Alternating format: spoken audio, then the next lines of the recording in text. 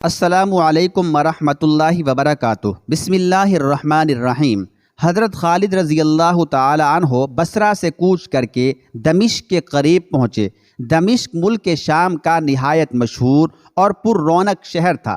وہ شام کی بہشت کہلاتا تھا۔ وہاں کا فرما روا اسرائیل نامی ایک رومی عیسائی تھا، بڑا بہادر اور شہزور تھا۔ دمشق کے قریب ایک مقام غوطہ تھا جو نہایت ہی سبزہ زار اور دلکش تھا، اور حضرت خالد رضی اللہ تعالی عنہ کے وہاں قیام کرنے کے بعد دیر خالد کے نام سے مشہور ہوا۔ ہرکل اعظم کو مسلمانوں کی فتوحات کی خبریں برابر پہنچ رہی تھیں۔ اسے معلوم ہو گیا تھا کہ حضرت خالد رضی اللہ تعالی عنہ نے عراق کی جانب سے آ کر تدمر، عارقہ، حوراں، سختہ اور بصرہ پر قبضہ کر لیا ہے اور اب دمشق پر حملہ آور ہوئے ہیں۔ اس نے اپنے نامور سپہ سالاروں میں سے کلوس نامی سپہ سالار کو 5000 فوج کے ساتھ دمشق کی حفاظت کے لیے بھیجا۔ کلوس نے دمشق میں آ کر یہ کوشش کی کہ اہل شہر اسرائیل کے معزول کیے جانے کی درخواست ہرکل اعظم سے کریں اور وہ یعنی کلوس وہاں کا فرما روا بنا دیا جائے۔ اسرائیل کو جب معلوم ہوا، اسرائیل کو جب پتہ چلا تو اس نے کہا جو مسلمانوں کو شکست دے کر بھگا دے گا دمشق کا وہی حاکم ہوگا۔ دونوں نے اس بات کو مان لیا۔ طے یہ پایا کہ ایک روز کلوس جنگ کرے اور ایک روز اسرائیل جنگ کرے۔ حضرت خالد رضی اللہ تعالی عنہ حضرت ابو عبیدہ رضی اللہ تعالی عنہ کے آنے کا انتظار کر رہے تھے۔ ابھی ان کے آنے کی کوئی خبر نہ آئی تھی کہ ایک روز رومی لڑائی کے لیے تیار ہو کر میدان میں نکلے اور صف بستہ ہو گئے، لیکن اسرائیل یا کلوس میں سے ابھی کوئی بھی میدان میں نہ آیا۔ وہ دونوں ایک دوسرے سے کہہ رہے تھے کہ پہلے وہ مسلمانوں کے مقابلے میں نکلے۔ آخر قرعہ ڈالا گیا۔ قرعے میں کلوس کا نام نکلا۔ وہ بہت شاندار لباس پہن کر لشکر میں پہنچا۔ حضرت خالد رضی اللہ تعالی عنہ بھی اسلامی لشکر کو لے کر میدان میں آئے اور اس طرح لشکر کو صف بستہ کیا کہ وہ اصل سے 2 گنا معلوم ہونے لگا یا دگنا معلوم ہونے لگا۔ انہوں نے میمنہ پر حضرت رافع بن عمیرۃ الطائی رضی اللہ تعالی عنہ کو، میسرہ پر حضرت مسیب بن نخبۃ الفرازی رضی اللہ تعالی عنہ کو، قلب کے داہنے بازو پر حضرت شرحبیل بن حسنہ رضی اللہ تعالی عنہ کو، بائیں بازو پر حضرت عبد الرحمن بن ابی بکر صدیق رضی اللہ تعالی عنہ کو اور ساقہ پر حضرت سالم بن نوفل رضی اللہ تعالی عنہ کو مقرر کیا اور خود قلب میں رہے۔ پہلے حضرت زرار ابن الازور رضی اللہ تعالی عنہ کو حضرت خالد نے تنہا رومی لشکر پر حملہ کرنے کا حکم دیا۔ وہ اس وقت میلے کپڑے پہنے تھے، پرانا سا امامہ شریف باندھے ہوئے، ایک لاغر اندام گھوڑی پر سوار تھے۔ گھوڑی تھی تو دبلی پتلی لیکن تیز ایسی تھی کہ ہوا سے باتیں کرتی تھی۔ انہوں نے گھوڑی کو دوڑایا اور رومیوں کے لشکر کے قریب پہنچ کر ان کی صف پر حملہ کر کے ایک رومی کے ایسا نیزہ مارا کہ انی زرہ کو توڑ کر سینے کے پار نکل گئی۔ اس نے چیخ ماری اور مردہ ہو کر گرا۔ رومی حضرت زرار ابن الازور رضی اللہ تعالی عنہ کو تنہا آتا دیکھ کر یہ سمجھنے لگے کہ وہ کوئی پیغام لے کر آ رہے ہیں، مگر جب انہوں نے حملہ کیا تو انہیں بڑا غصہ آیا۔ ایک رومی نے بڑھ کر ان پر حملہ کیا۔ حضرت زرار رضی اللہ تعالی عنہ نے اس کو بھی نیزہ مارا اور اسے بھی مار ڈالا۔ پھر انہوں نے 2 اور سواروں پر حملے کر کے انہیں بھی مار ڈالا۔ اس طرح انہوں نے 4 سواروں کو مار ڈالا۔ پھر واپس لوٹتے ہوئے پیادوں پر حملہ کر دیا اور 6 پیادوں کو موت کی آغوش میں پہنچا دیا۔ رومیوں نے تیروں اور نیزوں کی بارش کر دی۔ حضرت زرار ابن الازور رضی اللہ تعالی عنہ واپس لوٹ آئے۔ حضرت خالد بن ولید رضی اللہ تعالی عنہ نے ان کی کارگزاری کا شکریہ ادا کیا۔ اس کے بعد حضرت خالد بن ولید رضی اللہ تعالی عنہ نے حضرت عبد الرحمن رضی اللہ تعالی عنہ کو بلا کر فرمایا، اے بیٹے حضرت صدیق رضی اللہ تعالی عنہ کے، تم بھی تنہا حملہ کرو اور دشمنوں کے دلوں کو رعب سے بھر دو۔ حضرت عبد الرحمن رضی اللہ تعالی عنہ بھی حملہ آور ہوئے۔ انہوں نے بھی 4 سوار اور 4 پیادے مار ڈالے۔ وہ بھی واپس چلے آئے۔ حضرت خالد بن ولید رضی اللہ تعالی عنہ نے ان کا بھی شکریہ ادا کیا۔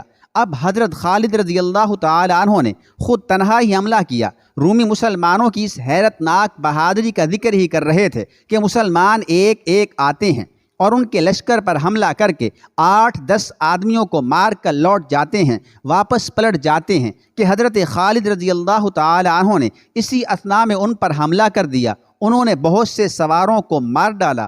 ان کا رخ کلوس کی جانب ہو گیا۔ کلوس خوف زدہ ہوا کہ کہیں وہ اسی پر حملہ نہ کر دیں، وہ پیچھے ہٹ گیا۔ حضرت خالد رضی اللہ تعالی عنہ نے 2 دفعہ حملے کر کے 10 رومیوں کو مار ڈالا اور پیچھے ہٹ کر لڑنے والے کو طلب کیا۔ چونکہ رومی ان کی بہادری دیکھ چکے تھے، اس لیے کسی کو ان کے مقابلے میں نکلنے کی جرت نہ ہوئی۔ دمشق کے امراء نے کلوس سے کہا، تم اس شخص کے مقابلے میں نکلو، یہ مسلمانوں کا سردار ہے۔ کلوس انکار نہ کر سکا، وہ عربی نہیں جانتا تھا۔ جرجیس نامی ایک شخص کو مترجم کے طور پر اپنے ساتھ لایا۔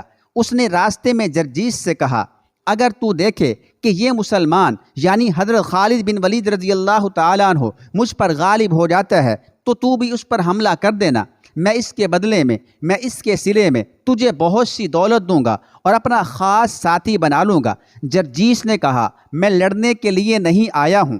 یہ مسلمان ایسا بہادر معلوم ہوتا ہے، ایسا شجاع معلوم ہوتا ہے کہ مجھ جیسے 50 آدمیوں کے لیے یہ تنہا ہی کافی ہے۔ اگر میں مارا گیا تو تمہاری دولت کس کام آئے گی؟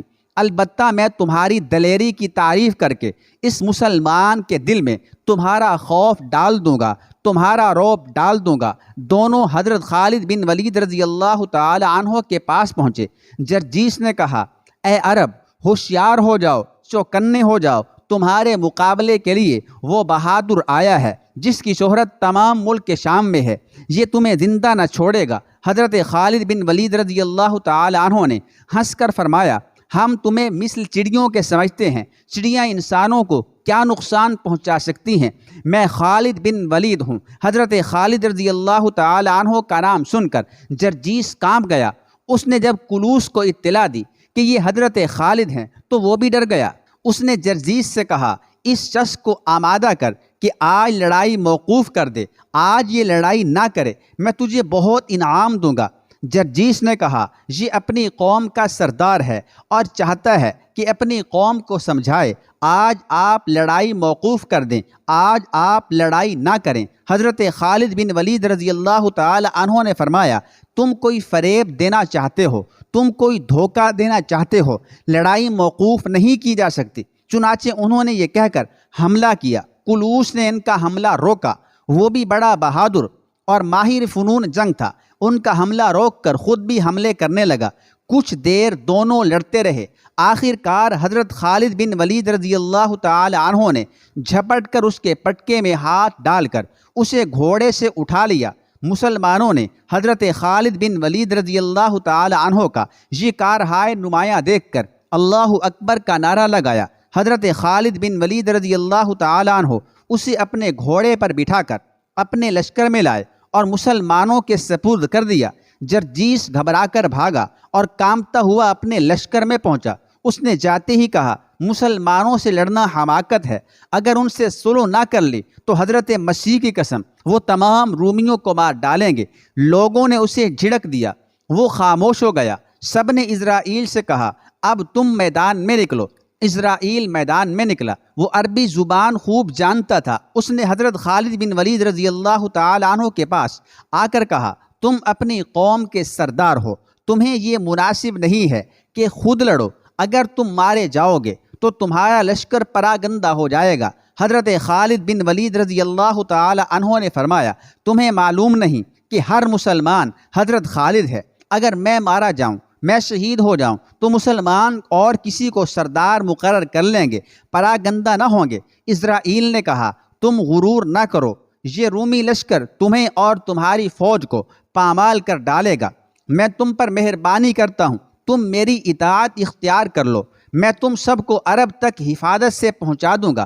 حضرت خالد رضی اللہ تعالی عنہ کو جلال آ گیا، طیش آ گیا، غصہ آ گیا۔ انہوں نے فرمایا، او اللہ تعالیٰ کے دشمن، تو اپنی جان بچانے کی فکر کر، سنبھل جا، تیری موت تیرے سر پر آ پہنچی۔ یہ کہتے ہی سیف اللہ نے، اللہ کی تلوار نے، حضرت خالد بن ولید رضی اللہ تعالی عنہ نے اس پر حملہ کیا۔ اس نے بھی برابر کا جواب دیا۔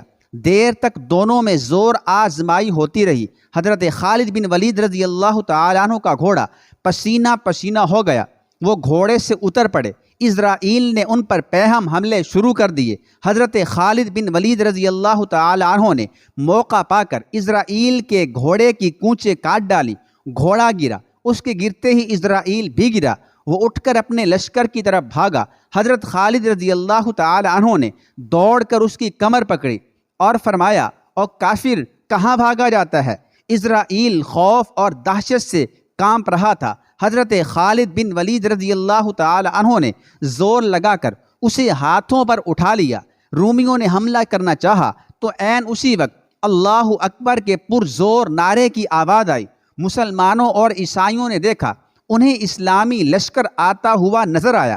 یہ حضرت ابو عبیدہ رضی اللہ تعالی عنہ تھے، جو حضرت خالد رضی اللہ تعالی عنہ کے لکھنے کے بموجب ماں اپنے لشکر کے آئے تھے۔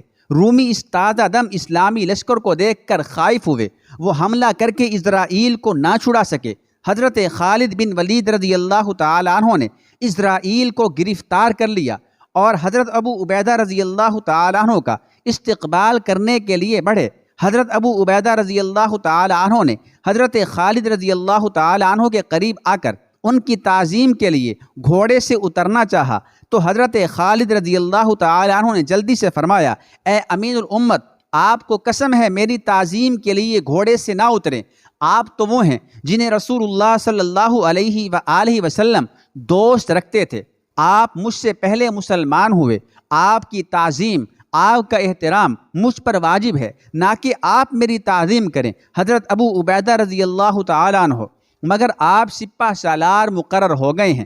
حضرت خالد رضی اللہ تعالیٰ عنہ، یہ ٹھیک ہے، لیکن اللہ تعالیٰ کی قسم میں آپ کے مشورے کا محتاج ہوں، بغیر آپ کے مشورے کے کوئی کام نہ کروں گا۔ اگر امیر المؤمنین کا حکم نہ ہوتا تو آپ رضی اللہ تعالیٰ عنہ کی موجودگی میں کبھی میں سپہ سالاری قبول نہ کرتا۔ اس کے بعد حضرت خالد رضی اللہ تعالی عنہ نے رومی سرداروں کلوس اور اسرائیل کے گرفتار کرنے کا ان سے ذکر کیا۔ حضرت ابو عبیدہ رضی اللہ تعالی عنہ نے فرمایا، اس وقت رومی خوف زدہ ہو رہے ہیں، ان پر حملہ کر دینا چاہیے۔ چنانچہ حضرت خالد رضی اللہ تعالی عنہ کے لیے گھوڑا لایا گیا، وہ سوار ہوئے۔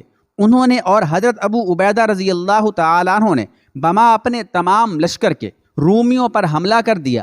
رومی بھی مقابلے میں ڈٹ گئے، خون ریزی شروع ہو گئی۔ مسلمانوں نے عیسائیوں کی لاشوں سے میدان بھر دیا۔ عیسائی گھبرا کر بھاگے اور دمشق میں جا کر محصور ہو گئے۔